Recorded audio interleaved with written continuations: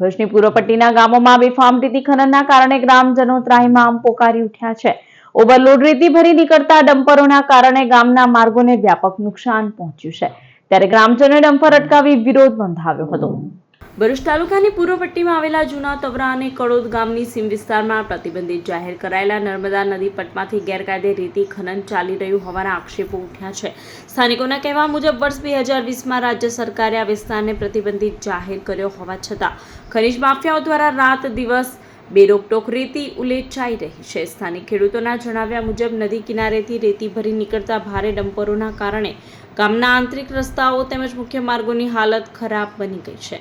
આખી રાત ડમ્પરોની અવરજવરથી માર્ગો કીચડમય બનતા ખેડૂતોને ખેતરો સુધી પહોંચવામાં મુશ્કેલી પડી રહી છે।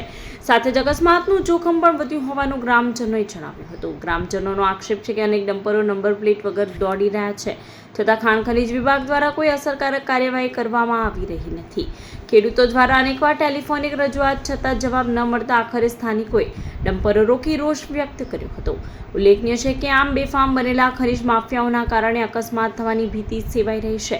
આ બાબતે ખાણ ખનીજ વિભાગના અધિકારી સાથે સંપર્ક કરતા તેમણે જણાવ્યું હતું કે તપાસ માટે ટીમ મોકલી દેવામાં આવી છે, ત્યારબાદ સ્થળ તપાસ કરી આગળની કાર્યવાહી હાથ ધરવામાં આવશે।